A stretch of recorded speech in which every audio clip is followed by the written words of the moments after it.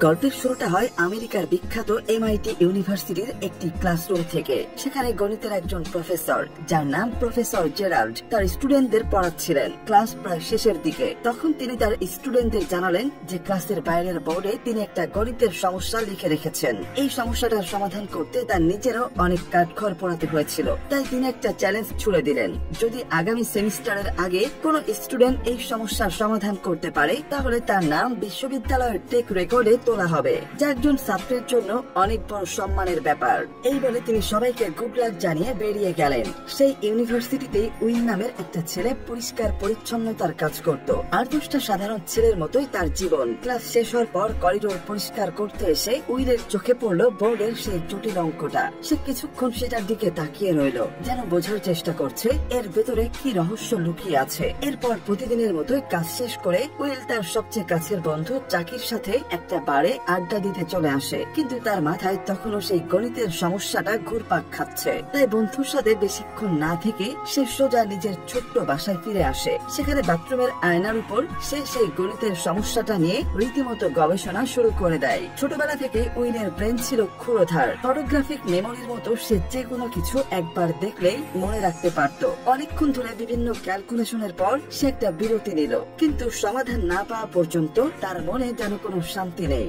দুদিন পরের কথা, উইল যখন ভার্সিটির ফ্লোর পরিষ্কার করছিল তখন আশেপাশে কাউকে না দেখে সে চক হাতে তুলে নিল আর সেই বোর্ডের মধ্যে অঙ্কটার সমাধান লিখতে শুরু করলো। পরের দিন ক্লাসে প্রফেসর জেরাল্ডের কাছে কয়েকজন স্টুডেন্ট এসে এক্সাইটলি জানতে চাইলো, স্যার, কে এই জিনিয়াস যে আপনার দেওয়া সমস্যার সমাধান করে ফেলেছে? এটা শুনে প্রফেসর তো রীতিমতো অবাক। তিনি দ্রুত ব্ল্যাকবোর্ডের দিকে ছুটে গেলেন এবং গিয়ে দেখলেন সত্যি সত্যি কেউ একজন একদম নিখুঁত ভাবে সমস্যাটার সমাধান করে ফেলেছে। তিনি বিশ্বাসই করতে পারছিলেন না কিভাবে এত তাড়াতাড়ি কেউ এটা করতে পারলো। আর অন্যদিকে আমাদের গল্পের নায়ক উইল তখন নিজের বন্ধুদের সাথে আড্ডায় ব্যস্ত। কিন্তু সমস্যা হলো উইলের বুদ্ধি যতটা ধারালো, তার মেজাজটাও ঠিক ততটাই খ্যাপাটে। নিজের রাগের উপর তার কোনো নিয়ন্ত্রণ নেই। যেমন সেদিন বন্ধুদের সাথে গাড়ি দিয়ে যাওয়ার সময় হঠাৎ তার চোখে পড়লো একটা ছেলেকে, যাকে সে দেখে চিনে ফেললো। কিছুদিন আগে এই ছেলেটা বিনা কারণে তার সাথে ঝামেলা করেছিল এবং তাকে বেদম মার মেরেছিল। পুরনো রাগটা দপ করে চলে উঠলো। উইল গাড়ি থেকে নেমেই ছেলেটাকে পাল্টা মারতে শুরু করলো।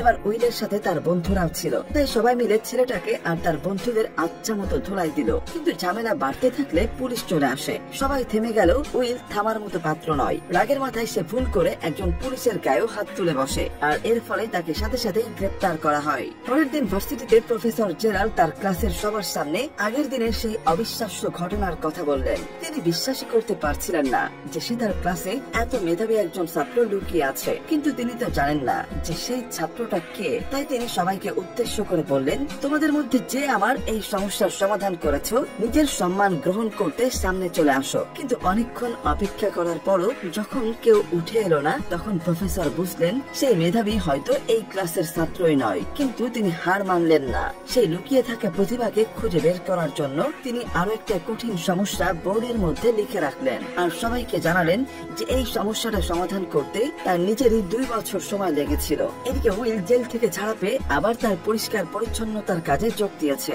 সেদিনও সে বোর্ডের সামনে নতুন প্রশ্নটা দেখতে পেল এবং সমাধান করতে শুরু করলো। কিন্তু ঠিক তখনই প্রফেসর জেরাল্ড তার এক সহকর্মীর সাথে ক্লাস থেকে বের হচ্ছিলেন। তারা দেখলেন ভার্সিটির একজন সামান্য ক্লিনার তাদের বোর্ডের মধ্যে হাবিজাবি আঁকছে। এটা দেখে প্রফেসর রেগে গিয়ে উইলকে একটা ধমক দিয়ে সেখান থেকে তাড়িয়ে দিলেন। কিন্তু উইল চলে যাওয়ার পর বোর্ডে সে কি লিখেছে সেটা দেখতে গিয়ে প্রফেসরের মাথা খারাপ হওয়ার মতো অবস্থা।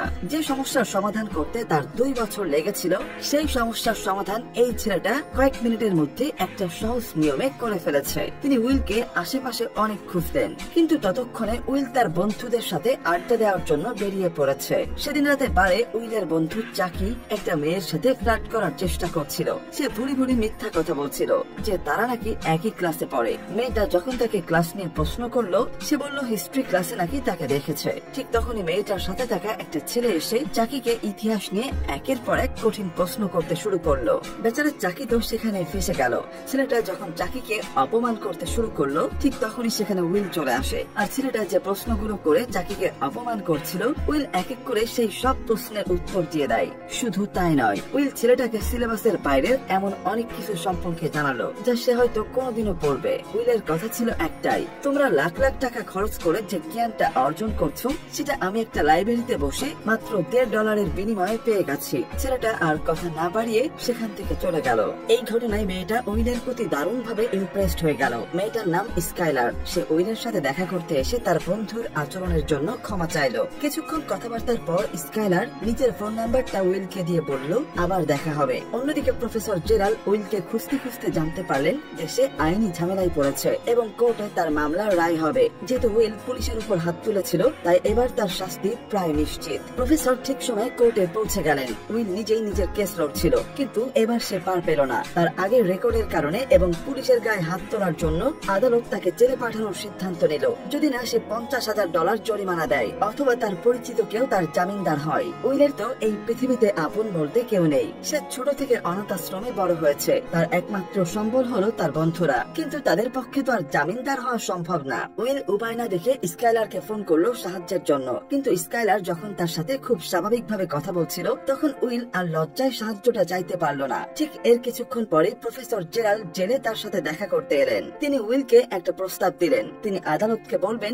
যেন তার তত্ত্বাবধানে উইলকে মুক্তি দেওয়া হয়, কিন্তু এর জন্য উইলের দুটো শর্ত মানতে হবে। প্রথমত উইলকে মাঝে মাঝে তার সাথে বসে গণিতের সমস্যার সমাধান করতে হবে, আর দ্বিতীয়ত তাকে একজন থেরাপিস্টের কাছে যেতে হবে। উইল প্রথম শর্তে রাজি হলেও দ্বিতীয়টাতে একদমই নারাজ। তার থেরাপিস্টের কোনো দরকার নেই, কিন্তু জেলে পচে মরার চেয়ে এই শর্তগুলো মেনে না অনেক ভালো, তাই সে রাজি হয়ে গেল। এরপর থেকে সময় এগোতে থাকে। উইলের গণিতের দক্ষতা দেখে প্রফেসর বারবার করে অবাক হয়ে যান। তিনি যেন নিজের থেকেও ভালো একজন গণিতবিদকে খুঁজে পেয়েছেন। কিন্তু দ্বিতীয় শর্ত অনুযায়ী যখনই কোনো থেরাপিস্টকে আনা হয় উইল তাদের সাথে চরম খারাপ ব্যবহার করতে শুরু করে। সে তার বুদ্ধি দিয়ে থেরাপিস্টদের নাজেহাল করে দেয়, কাউকে অপমান করে, আবার কারোর সাথে অদ্ভুত আচরণ করে সে সবাইকে তাড়িয়ে দেয়। বারবার ব্যর্থ হয়ে প্রফেসর জেরাল্ড এবার তার পুরনো বন্ধু সনির কাছে গেলেন। সন নিজেও একজন দক্ষ থেরাপিস্ট এবং মনোবিজ্ঞানের প্রফেসর। প্রফেসর জেরাল্ড তাকে উইলের ব্যাপারে সবকিছু খুলে বললেন এবং অনুরোধ করলেন যেন সন উইলকে সাহায্য করে। অনেক জোরাজুরির পর সন রাজি হলো। প্রথম সেশনে উইল বরাবরের মতোই সনের সাথে বেয়াদবি শুরু করলো।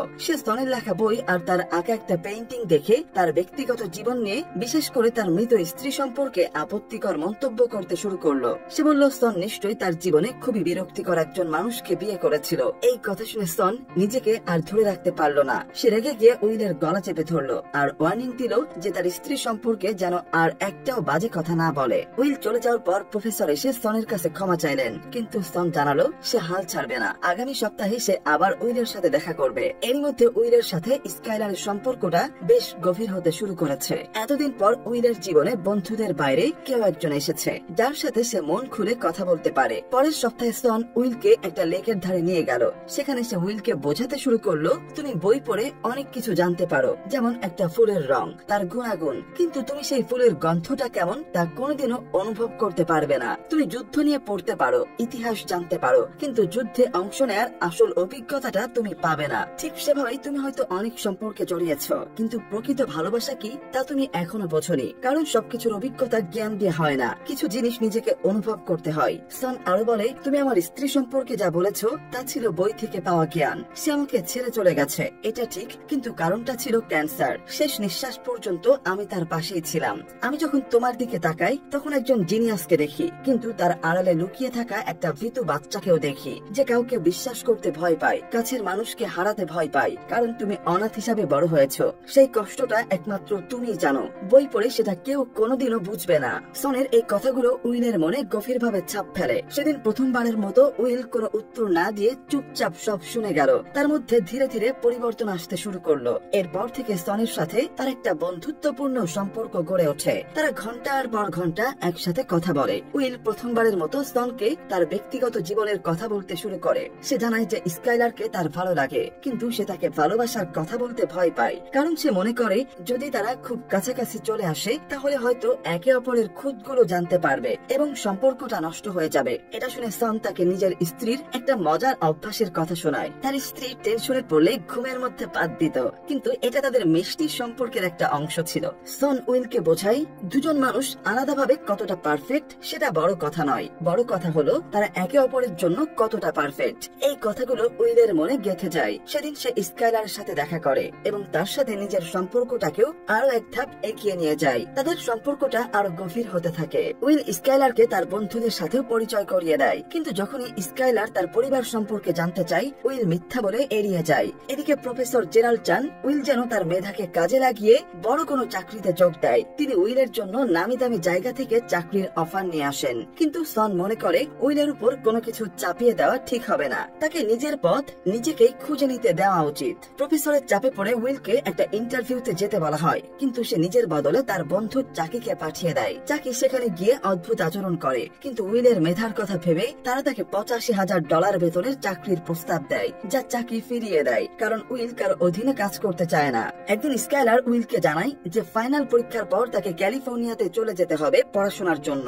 যে উইলকে অনুরোধ করে তার সাথে সেখানে সেটেল হওয়ার জন্য। আর এখানে উইলের পুরনো ভয়টা আবার জেগে ওঠে। সেভাবে স্কাইলারও হয়তো একদিন তাকে ছেড়ে চলে যাবে। রাগের মাথায় সে স্কাইলারকে বলে দেয় যে সে তাকে ভালোবাসে না এবং তাদের সম্পর্কটা এখানেই শেষ। আসলে উইল স্কাইলারকে খুবই ভালোবাসতো, কিন্তু ছোটবেলা থেকে সবার কাছে ধাক্কা খেতে খেতে ও এমন হয়ে গেছে যে কেউ ওকে ছেড়ে যাওয়ার আগেই ও সেই মানুষটাকে নিজের থেকে দূরে সরিয়ে দেয়। এই ঘটনার পর উইল মানসিকভাবে ভেঙে পড়ে। সে প্রফেসর জেরাল্ডের সাথেও ঝগড়া করে। প্রফেসর তাকে বছরের পর বছর ধরে আটকে থাকা একটা কঠিন অঙ্কের সমাধান করতে দিয়েছিলেন, যেটা উইল খেলার ছলে করে ফেলেছিল। কিন্তু যখন প্রফেসর তাকে তার ভবিষ্যৎ নিয়ে ভাবতে বলেন, উইল রাগের মাথায় সেই সমাধান করা কাগজটাতে আগুন লাগিয়ে দেয়। এরপর উইল সবকিছু ছেড়ে তার বন্ধুদের সাথে একটা কনস্ট্রাকশন সাইটে কাজ নেয়। একদিন তার সবচেয়ে কাছের বন্ধু চাকি তাকে বলে, জানিস, আজ থেকে 20 বছর পর আমি নিজেকে এখানেই দেখতে পাবো, তাতে আমার কোনো আফসোস নেই, কিন্তু যদি তোকেও আমার সাথে এখানে পড়ে থাকতে দেখি তাহলে সেটাই হবে আমার জীবনের সবচেয়ে বড় আফসোস।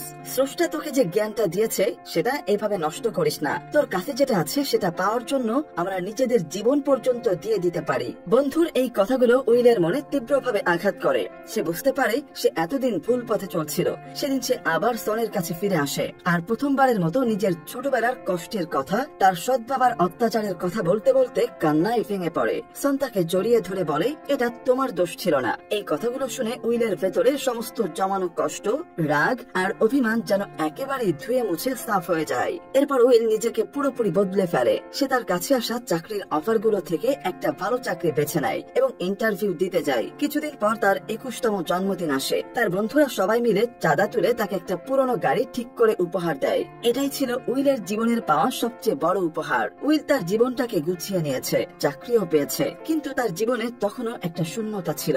আর সেই শূন্যতা পূরণ করতেই সে একদিন বেরিয়ে পড়ে। সে সনের লেটার বক্সে একটা চিঠি রেখে যায়, যেখানে লেখা ছিল, আমাকে একটা মেয়ের কাছে যেতে হবে, আর আপনারা তো জানেনই সেই মেয়েটা কে। উইল তার বন্ধুদের দেওয়া সেই পুরনো গাড়িটা নিয়ে ক্যালিফোর্নিয়ার উদ্দেশ্যে বেরিয়ে পড়ে। তার ভালোবাসার স্কাইলারের কাছে শেষ হয়ে যায় আমাদের আজকের অসাধারণ গল্পটা।